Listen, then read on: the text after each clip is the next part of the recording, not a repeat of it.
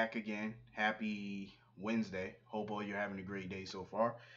Um, today's episode, man. Today's episode was a step up from yesterday. I will say that it was a big step up from yesterday because I agree with what a lot of you said. Yesterday was boring. It wasn't really enough to yesterday's episode, but today was good. Um, Let me just say this. So Sonny went to go see Jason. Sam was there having another hallucination. I'm ready for the writers to pull this out. Like, what is going on with Sam? Like, I get that she wants to protect her family, but at the end of the day, it's like, what is the cause of these hallucinations? Like, what the hell is going on? I want to know. I don't want the writers to take 6 months to a year to tell the fans what's going on with this. Like, let's pull this out now. You know what I mean? Like, let's get this out there. So Sonny was talking to Jason about a legitimate business. Sam left because she didn't want to be a part of it or whatever. So Sonny was talking to Jason about a legitimate business.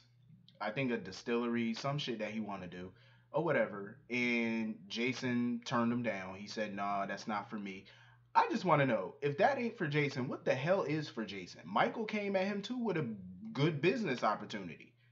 I mean, granted, he would have to be away from his family for long periods of time, which I actually understood why Jason turned that job down because Scout is a baby. She's just a baby. She was just born, and he doesn't want to leave his family for 6 months to a year. You know what I'm saying? Like, that's a no-brainer to kind of turn that down, especially when you got a newborn. But I just feel like Jason is just turning down everybody's offer. It's like, what do Jason want to do? I mean, I get he has money. Jason doesn't have to work. He has money.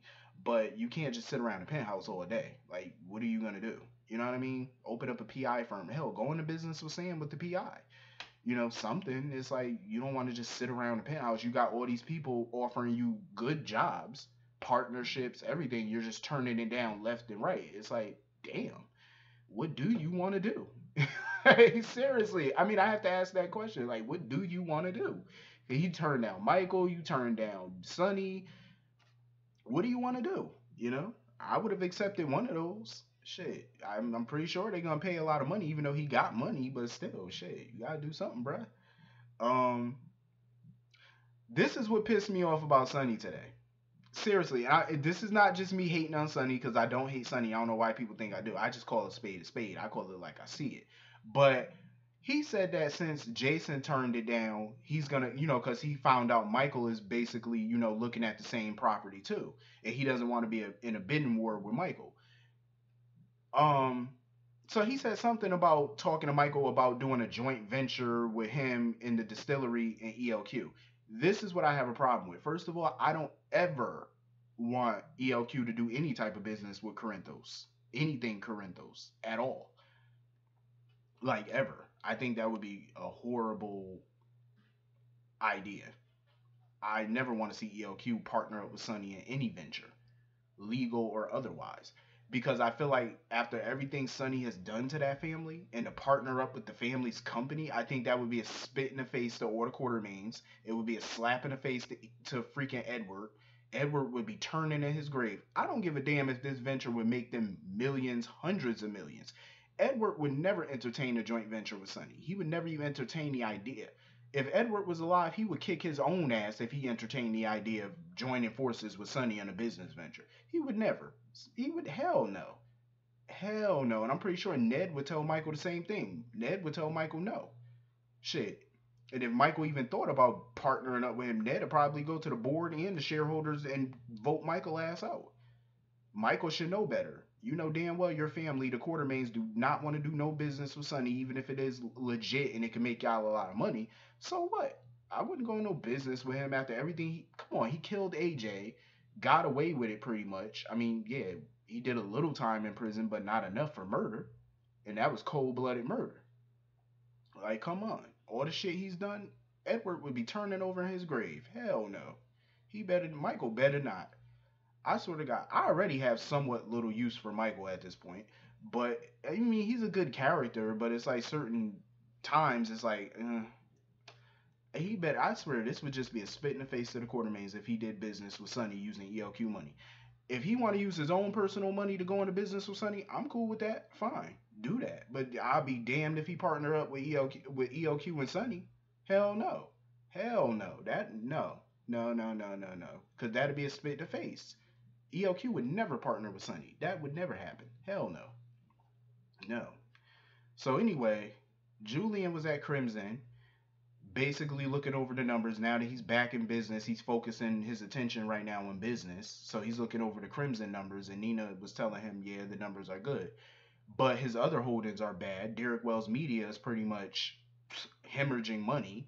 The only part of the company that's actually having financial success is um Crimson. That's the only part of the company that's having financial success. And I think the reason being because I respect Nina, her work ethic, because she got drama going on in her personal life, but yet she still maintained her business life. You know, she's still focused on business, even with all the drama with Valentine, the custody with Charlotte, all the drama that usually would take you away from your business life. She's actually still thriving in business. So I actually respect that, you know, her hustle and her work ethic. Um, I respect that. But you know, she warned Julian that if he didn't get Derek Wells Media up and running and you know making it some money, that the investors are probably going to try to do a hostile takeover of Derek Wells Media, which could happen because you know they poured a lot of money into that company, so he got to get them their money back. So he need to focus on his other holdings. That's the reason Crimson was running like a well-oiled machine because Nina paid attention to her company every day. She paid attention to Crimson every single day. I might not like Nina too much, but she paid attention to her company. I can't knock that. Um, Julian, with everything he been going through with Alexis and Olivia and going to jail, he hasn't been paying no attention to the rest of the company. So that's why they're in the toilet at this point. So he got to focus on that. So Kevin and Laura were at the Metro Court and they were talking, about Spencer and, Nicholas's 1 year death anniversary coming up and how hard it's gonna be. Um, I think for me, I feel like Laura hasn't grieved how she really wants to grieve for Nicholas because she's basically been filling up her time, with Kevin and Charlotte and Spencer now. And, she's been using all of those things as excuses and distractions, from really taking time to grieve for Nicholas. But I do know people grieve in their own way. But I think even Kevin kind of mentioned that today. You know what I'm saying? Like she hasn't really broken down. She's, like I feel like she's trying to have a distraction, and all these things going on have been distractions for her.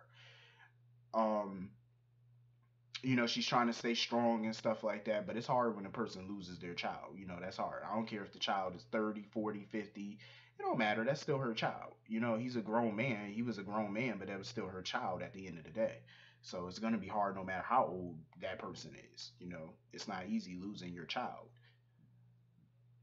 Um, so, I feel bad for Laura, but she's trying to find a distraction or whatever. And I'm glad she got Kevin by her side. And that's when Julian came over. He overheard them talking about Valentine, and Julian came over and told them, well, Valentine's back in Port Charles. So she tried to call Lulu or whatever, and Lulu told her over the phone how, what happened with the situation or whatever. So she wanted to go find Spencer before Valentine could. Valentine was actually before in Nina's office talking about how he gonna start a nonprofit organization in her name, and it's like a rehabilitating racehorses. So he's gonna start a farm, rehabilitate racehorses. Basically, he's just doing this shit to win Nina back or whatever. And Nina, once he left, she talking to Nell, and Nina's all giddy about it and shit. And then she tried to put on this vacate like she's over him. I'm so sick of this shit, Nina. You want to go back to him? Take your ass back, point blank. You already know. You want to go back to him? Cool, go back to him. Like, stop trying to put on this facade like you don't want him back. Like when it's obvious that you do. Let's get this over with. Um, so Carly and Bobby are at the hospital. They talking about Michael and Nell or whatever. And Carly's trying to come up with schemes to get Nell away from Michael, and Bobby keep trying to tell her that she got to do this delicately or whatever, or Michael's gonna hate her. So she wants to call her friend or whatever, her little PI, whoever she got on the payroll, to dig up more dirt on Nell because she know Nell got more secrets. And her and Carly are basically plotting to break up Nell and Michael. This is so dumb. This is like the epitome of dumb. Carly need to mind her business. I understand that she wants to protect her child, but at the end of the day, he is not a child. That boy is damn near 30 years old. In life, she just lectured Jocelyn about how, she's gonna keep making mistakes and stuff. Okay, so why not allow your kids to make these mistakes? They gotta grow up. They gotta make mistakes. You can't be there to sit, to stop them from making mistakes and stuff. That's what they do. The hell, that's what you continue to do as adults, teenagers, kids, whatever. Hell, we all make mistakes in life. We're going to continue to do so. If Michael is making a mistake by being with Nell, then that's his mistake to make. Let him make it. You can't keep shielding these kids that are grown people from the world. You can't keep doing it. Like, what are you doing? You can't keep, shielding them. They're grown, they have to live, and they have to learn life experiences. This is a life experience for Michael. If he's being played by Nell or she's gonna hurt him in the end, then let him pick up the pieces. Just actually, all Carly need to do is be there for him when he needs you. That's what you should do instead of trying to plot and scheme. Damn, let it be. Because she's looking real hypocritical at this point. Because she's doing to Michael and Nell what Jocelyn is doing to her and Sonny. That's what she's doing. The only difference is they're physically trying to drive them apart. Jocelyn is verbally trying to drive Sonny and Carly apart by, voicing her opinions every day. Carly and Bobby are physically trying to do something. Like, they're trying to come up with dirt. They're trying to come up with this. Like, come on now. Seriously. Carly need to back off. Bobby need to back off. Y'all need to let that boy be a grown man and handle his own shit. Carly can't be around forever to hold Michael's hand. And Michael obviously doesn't want her to hold his hand. He's a grown man. He's told her this a million times. Let him live. Like, they need to mind their damn business. With all due respect. I'm just saying, mind your business. Um, so anyway, it's so funny watching Spencer and Jocelyn at Lila Kids and how grown up she is and how short and young Spencer is. Just yesterday they were the same age and now she's older than him. Like, that shit baffles me the way they age people in this show. Um so Oscar comes up or whatever. Jocelyn is all cheesing like a damn Cheshire cat. Spencer was his usual crude self, calling people peasants. Spencer need to knock it off. Like, seriously, calling that boy a peasant. He ain't do nothing to you, and you calling him a peasant. Spencer going on and on about the Spencer fortune. So Jocelyn and Oscar leave. Spencer was rehearsing his lines or whatever. I think he's doing Hamlet. Um, and that's when Valentine comes up. And Spencer was shocked to see Valentine. So he wanted to talk to Spencer about them being friends or whatever. He wanted to offer him a peace offering. So he gave Spencer a Cassadine ring that Mikos apparently had made for all of his male sons. Um, and Spencer basically told Valentine, "Go to hell. I don't want your ring, and you're gonna pay for what you did to my father." I don't blame Spencer because what pisses me off about Valentine is you murdered Nicholas and you have no remorse. I was a big fan of Nicholas. Like, seriously, Nicholas has been on this show for 20 years. He's a legacy character, been on the show 20 years, and you killed him and you have no remorse for it. You're just smiling, living your life, living in his house, spending his money, doing all this. You have no remorse for it, and you want to offer some little crappy ass 50-year-old ring. Like, seriously? And that's when Laura and Kevin popped up and told him to stay the hell away from Valentine to stay the hell away from Spencer. And Kevin told Valentine, "You don't want to see my dark side," because he did learn from his twin brother. I believe his twin brother name was Ryan or something like that. Something like that. I forgot what Kevin's twin brother name was, but he was a psychotic motherfucker. I remember him. I don't remember his name, but at the moment, but I remember him though. He was psychotic. And Kevin told Valentine like he learned all his darkness from his brother. So basically, don't let Kevin turn into that evil person. You know what I'm saying? That's hell bent on revenge, because it could turn out that way. But anyway, this is what I want to say because I had a debate with some people about this. What is wrong with Sonny being a legitimate businessman? Here's the thing. They've done this even on Days of Our Lives with Victor Kiriakis. Victor was in the mob. He left the mob and he's a legit businessman, been one for years. But he still has ties, the underground shit or whatever. He still do his dirt a little bit, but he's for the most part legit. But he still does a little bit of dirt here and there. That's how Victor is. I don't see why they can't do the same thing with Sonny because I feel like the mob shit is kind of getting stale because they keep doing the same thing over and over. This is 2017. This is not the 90s. This is not the early 2000s. This is not the 80s. You got to be fresh and innovative. That's what's going to bring new viewers and keep the old viewers too. You got to come up with some good shit. I don't see why Sonny can't be a legit businessman. I think he can if they write it well. All you need is some good writing. Any good writing can shit. It could be dope with some good writing. That's all you need. Like seriously, you got all these companies that they don't even pay attention to. Derek Wells Media, they don't really pay attention to that. You can get a lot of good stories in the business with, Derek Wells Media, Corinthos Coffee. Sonny got a new distillery he's trying to open up. He could even rename his company Corinthos Enterprises. You got Cassadine Industries. They never mention that anymore since Nicholas died. You got ELQ, you got the Metro Court, which is a business.